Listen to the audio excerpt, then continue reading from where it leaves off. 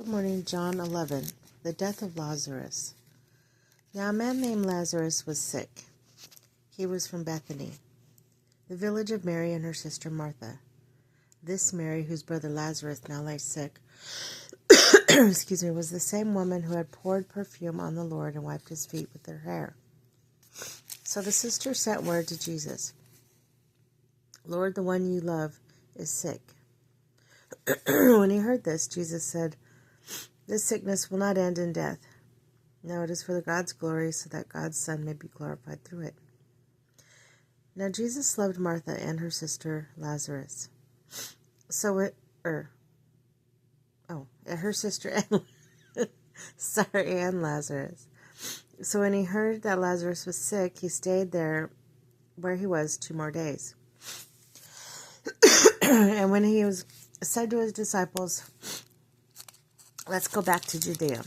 But Rabbi, they said, "A short while ago the Jews there tried to stone you, and yet you're going back?" Jesus answered, "Are they not 12 hours of daylight? Anyone who walks in the daytime will not stumble, for they see by this world's light. It is when a person walks at night that they stumble, for they have no light." After he had said this, he went on to tell them, "Our friend Lazarus has fallen asleep, but I'm going there to wake him up." His disciples replied, "Lord, if he sleeps, he'll get better."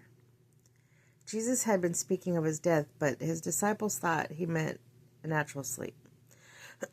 So when he told them plainly, "Lazarus is dead, and for your sake, I'm glad I was not there, so that you may believe.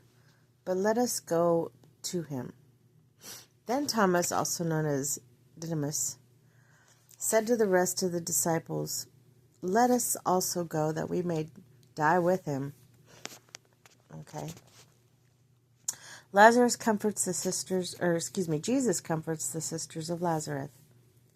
On his arrival, Jesus found that Lazarus has already been in the tomb 4 days.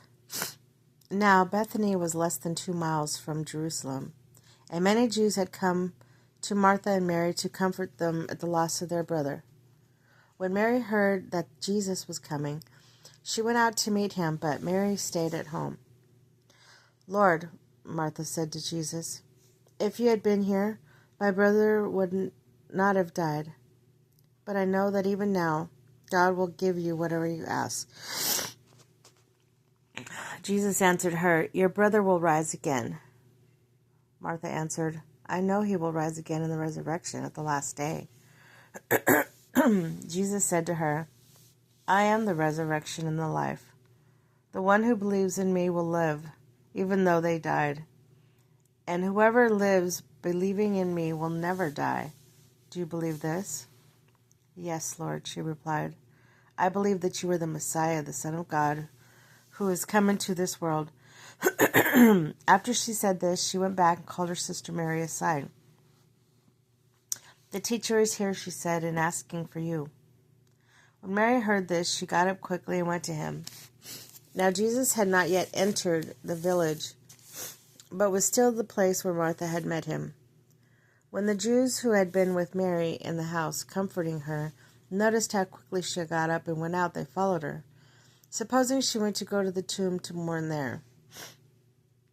When Mary reached the place where Jesus was, she saw him, and she fell at his feet and said, "Lord, if you had been here, my brother would not have died." When Jesus saw her weeping, the Jews who had come along with her also weeping, he was deeply moved in the spirit and troubled. "Where have you laid him?" he asked. "Come and see," they replied.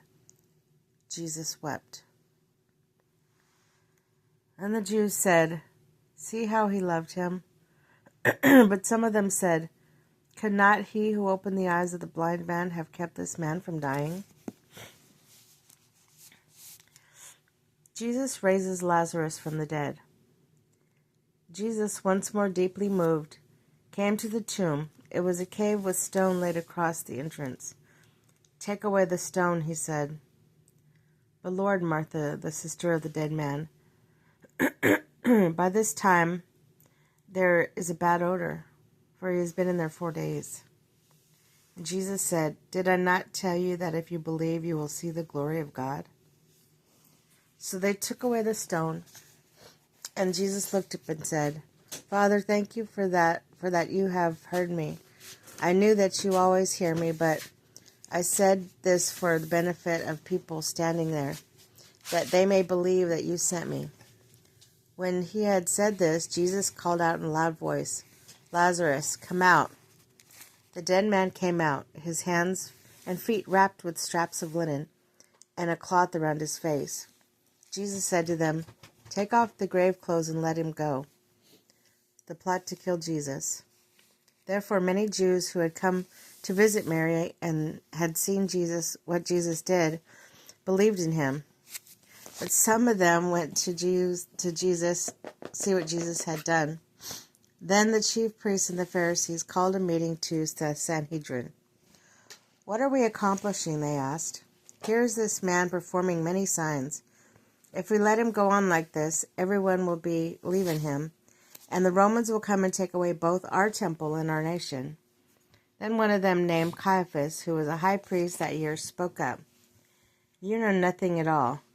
You do not realize that it is better for you that one man die for the people than the whole nation perish."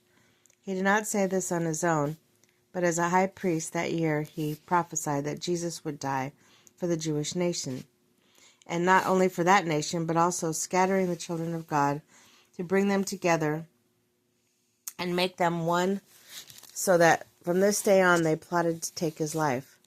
Therefore Jesus no longer moved about publicly among the people of Judea. Instead, he withdrew that into a region near the wilderness, to a village called Ephraim, where he stayed with his disciples. Then it was almost time for the Jewish Passover. Many went up from the country to Jerusalem for their ceremonial cleansing before the Passover. They kept looking for Jesus as they stood in the temple courts.